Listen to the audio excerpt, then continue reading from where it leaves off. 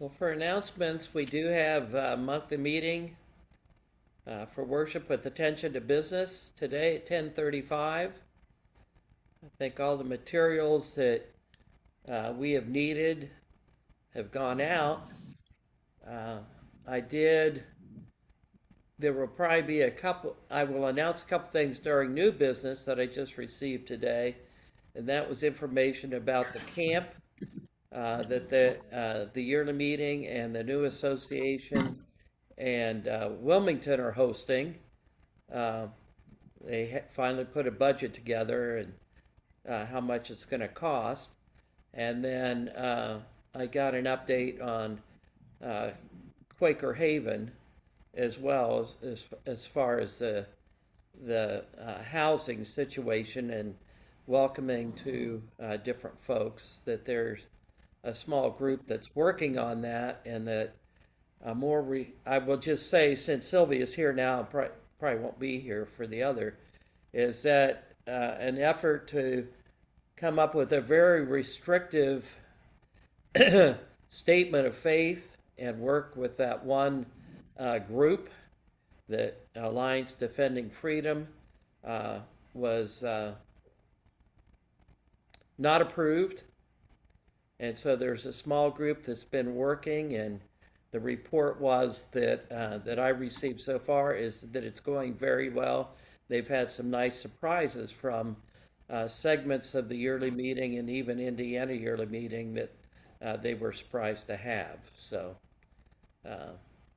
there's not a lot of information, but the extreme positions that were being considered are at this point at least on hold. So, or the positions some of us would consider extreme, let me put it that way.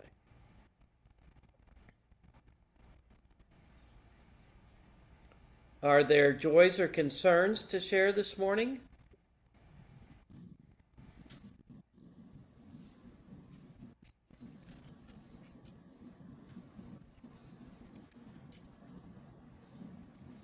Sue, if you're speaking, you're on mute. That's true. Thank you. My granddaughter Stephanie and her family, they live in Stuart, Florida. And Monday morning, they had a house fire. Everyone got out safely. And but it's going to be quite a long time before they will ever be back in their house. Months. There was an attic fire, and when the fire started, and it actually melted some water pipes that are overhead, and so they had that damage as well as smoke throughout the whole place. So anyway, they could use everybody's prayers.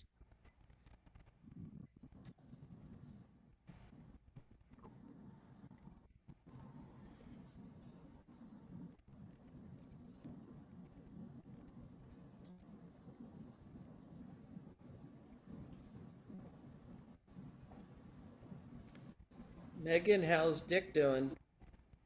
Well, I was kind of glad that that so little has happened since last week of any drama, that I didn't feel like I needed to burst into joys and sorrows with my anxieties. He's improving. He again is the darling of the PT, and he is, he's not 100%, of course, but he's back to driving. He's ready to get back into his routine, except for the table tennis. He's not quite ready to go to table tennis yet, but otherwise he's fine. Good. We're hoping that he stays fine. We're going to go see the cardiologist on March 1st, and we'll see what that AFib that was discovered and or created by all this hoorah is, whether or not it's still an issue or if it was just an issue during the time that he was in the hospital.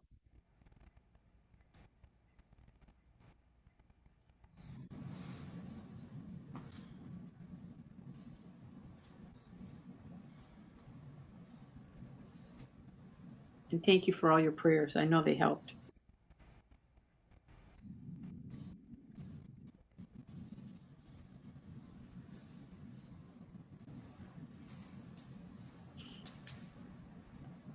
Well, for both joys and concerns, let's lift them to the Lord in prayer and hold them in God's light and love as we center this morning. Jonathan's our worship leader, and he will speak out of the silence as led.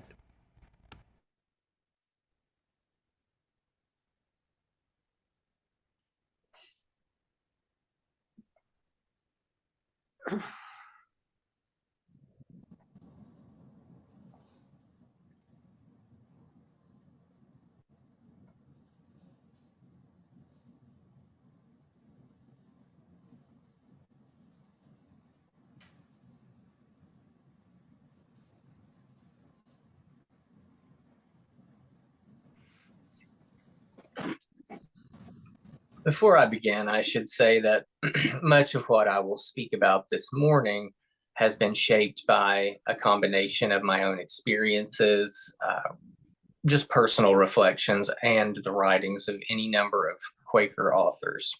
So I don't present it as any definitive finding on the subject matter. Jesus Christ died for your sins. This is something I was taught as early as I could be taught anything. The church of my youth placed great emphasis on a belief in the atoning death of Jesus of Nazareth on the cross. And yet, I grew up without a particularly clear understanding of what exactly this meant. I recall, even as a small child, attempting to comprehend what it meant for Jesus to, quote, die for us.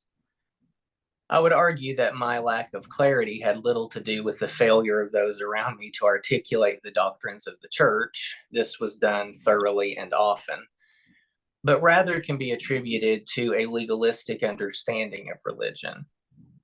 Such an understanding tends to reduce questions of salvation to intellectual exercises, steering the individual to the correct conclusion, the prize of which is a crown and glory. So for me, professing a belief in the atoning death of Jesus ultimately felt like a box in search of its check mark, the completion of one of the necessary steps in what I was taught was the plan of salvation. Throughout my adolescence and much of my adulthood, I wrestled with this concept. I made a formal study of it, learning about the various theories of the atonement. Among these are the ransom theory, the idea that Jesus' death served as a ransom paid to the devil by God in order to break the power of evil. There was the satisfaction theory, the idea that only God could restore God's honor through the death of his son due to the depth and seriousness of human sin. Then there's my personal favorite, the penal substitutionary theory. Not only is the name uplifting, but this theory holds that Jesus died in order to bear the punishment that was due the rest of humanity as a result of human sinfulness. For the curious, I was taught both the ransom and penal substitutionary theories. The church of my upbringing liked to be thorough. But even after exploring these theories, I didn't feel that I was any closer to understanding what was meant by the atonement. I also explored non-Christian religions that weren't burdened by this particular question. In doing so, I felt a sense of relief at pursuing a spiritual life free of what felt like a kind of divinely orchestrated hostage situation. Yet, having been raised as I was, with such an emphasis placed on the centrality of Jesus' death being tied up with human salvation, I would always find myself considering the question of the atonement at one point or another. And some part of me has never liked unanswered questions. I love a good mystery, but mainly because I like to ultimately solve them. Would I be able to crack the case of the atoning death of Jesus? Enter Quakerism. In reading the writings of friends on this topic, I came to contemplate the possibility of the atonement as an experience rather than a religious doctrine to be wrestled with intellectually. In this way, Quakerism liberated me from the narrow strictures of the doctrinal approach to the atonement with which I had been raised. The Quaker term living in the cross has been particularly inspiring to me in this regard. George Fox wrote, "Deny yourselves and live in the cross of Christ, the power of God, for that destroys injustice." Living in the cross means bringing our lives under the guidance and control of the Spirit. Another way of expressing this idea is to refer to taking up the cross. This might involve friends following through on a particular leading, either individually or corporately. Examples of this might be condemning injustice in its various forms, advocating for the humane treatment of the mentally ill, or for the abolition of slavery. Living in the cross can involve making sacrifices that we feel called to make, even though they may be challenging or frightening. Living in the cross sets us on a path toward putting aside a false sense of self while embracing our true self, which is centered in God.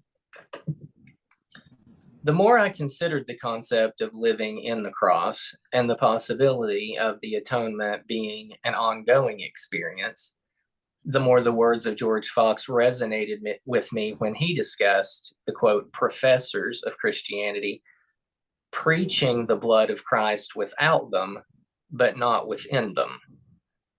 These preachers were placing the primary emphasis on the historical event of the crucifixion, rather than on its ability to work within human beings in the present. Quakerism moves the atonement forward from an event bound in time to an inward present event, allowing our participation in it and experience of it now. Far from rendering the crucifixion as an historical event irrelevant to us, exclusively internalizing and spiritualizing it, preserving us from the ugliness of driven nails and shed blood, the experiential nature of Quakerism takes us down into the suffering of Jesus that we may find in it our own. This is deeply redemptive work in that it unites us in spiritual purpose with the Christ Spirit, as expressed in Jesus and in ourselves.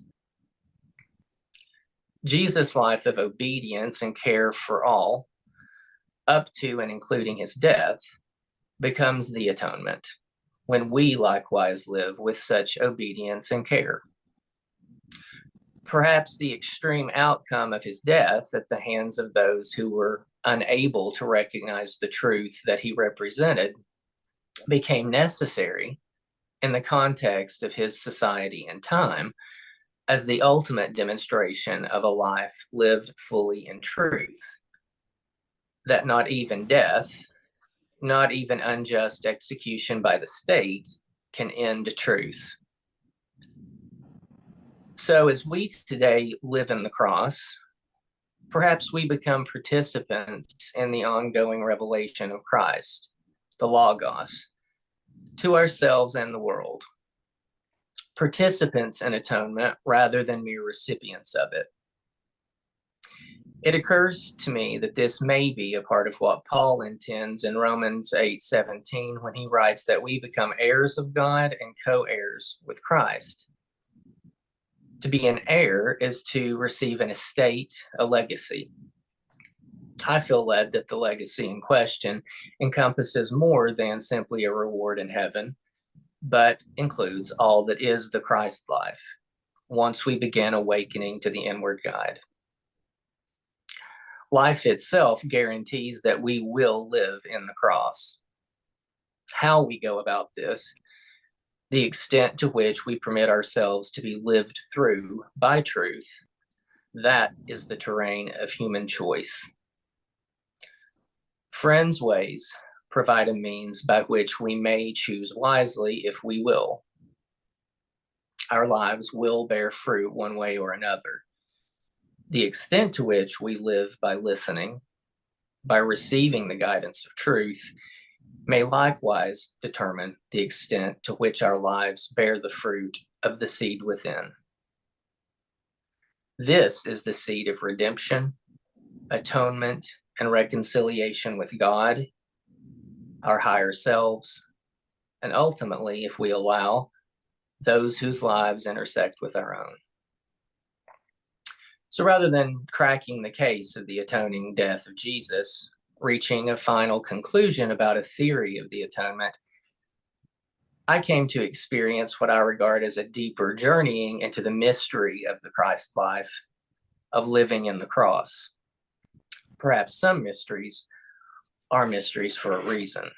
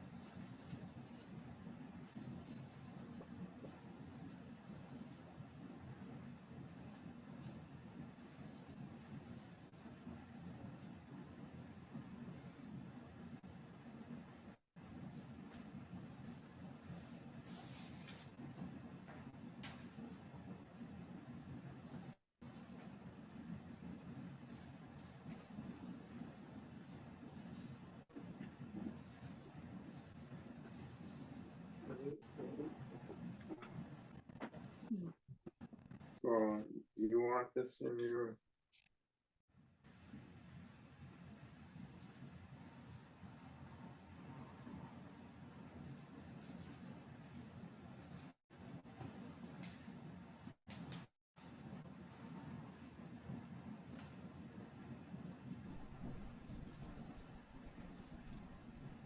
Like Jonathan, I grew up with the combination of but a lot of emphasis on the penal idea of the atonement. And I remember as a young adult, especially at Earlham School of Religion, and then afterwards, many discussions about all the theologians we read, Bultmann, Jürgen Moltmann, all these Germans, it seemed, the Niebers, Hans Kung, and all their ideas on what the atonement meant, and discussing back and forth which made most sense to us, and mostly priding ourselves on our intellectual grasp of these things, and thinking about as young heading off to be pastors or speakers, that how we can enlighten the poor unwashed masses who we would speak to, those poor people. And one day in one of my classes, I remembered at Wilmington College, even before ESR, in discussing one of these, a guy came in from the ag department, been out the hog barn, and you could tell that he had. And he looked at us and he said, well, what the hell's that got to do with real life? And that question stuck with me a long time, but it wasn't until I got past the arguing that I really heard the deep. And I thought, the invitation to experience Christ, not talk about Christ, but to experience Christ, not to instruct, but to invite into the mystery, because the rest is all just human constructs about something that we're trying to make sense of, and all these theologians make all kinds of different sense out of them based on where they're coming from. And Iris DeMent has a song when she talks about the afterlife, and she goes, as for me, I'm going to let the mystery be. And I think when Jonathan talked about there are some mysteries that are not to be solved, I'd like that. I thought that's what we're invited into, the great mystery of Christ and how he lived and how we can live with him. And that seems to me to be an invitational faith, something that we friends could perhaps do a bit more of, inviting people to come experience, as the psalmist says, taste and see that he is good.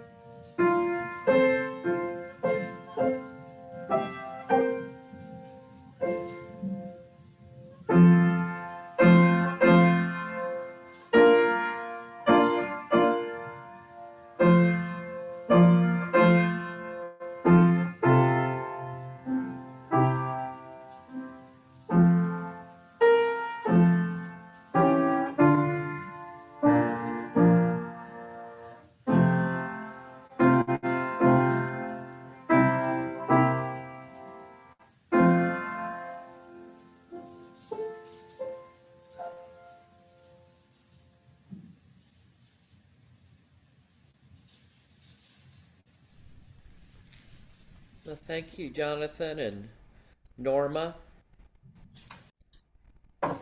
We'll now continue with our unprogrammed worship and say goodbye to those who need to leave. May God be with you now and this week, and hopefully we'll see some of you at monthly meeting as well. So. Thanks, Jonathan. Thank you, Yes. Jonathan. Thank you, Jonathan. I'm glad we'll get to review it over again. I think it's worth several minutes of re-listening. Thank you, Jonathan.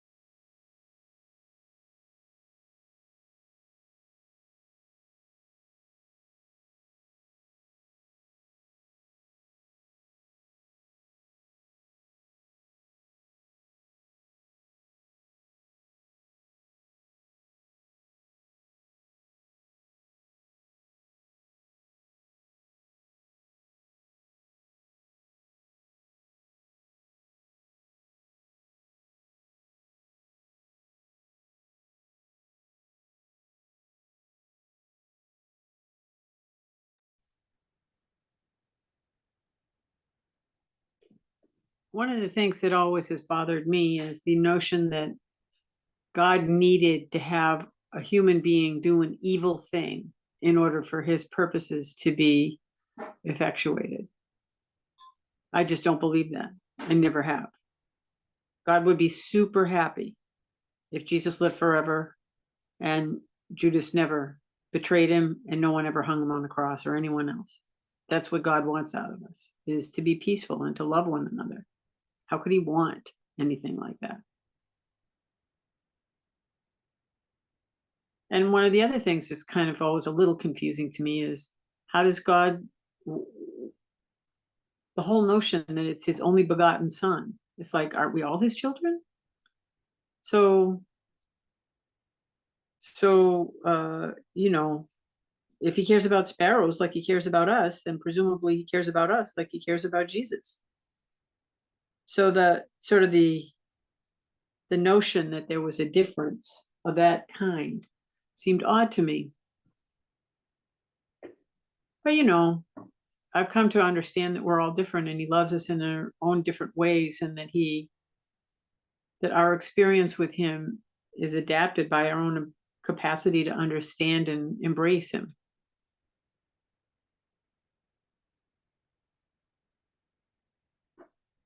And then I think too that when he sent us here, he sent Jesus as his, you know, as a representative to tell us what we needed to know, that it shows that God participates in our suffering in a way that's very personal and very real and very immediate. And for me, that's really enough. And that even someone who was as wise and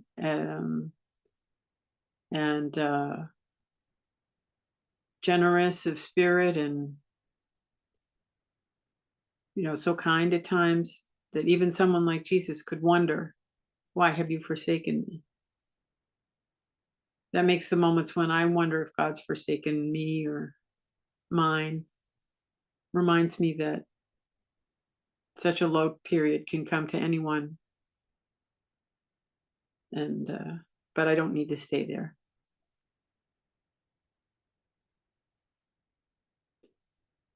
None of the rest of it has ever made any sense to me. You know, it just always seemed peculiar and I just couldn't engage in it. So it's been interesting to think about why we need to know why when things just are.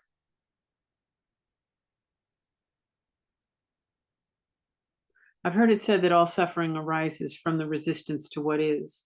And sometimes I find that the what is that I resist is the constant, faithful love of God for me, as expressed through his humans on this world.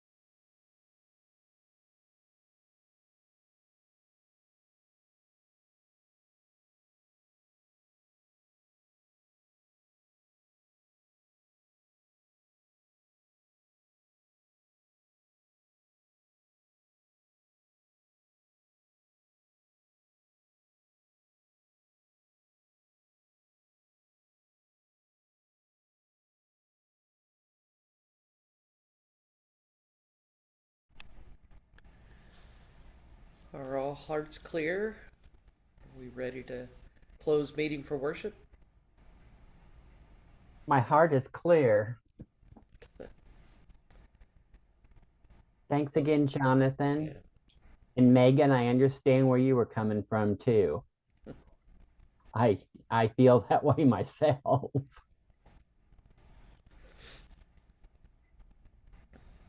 Thank you, Jonathan. That was very, it really engaged me.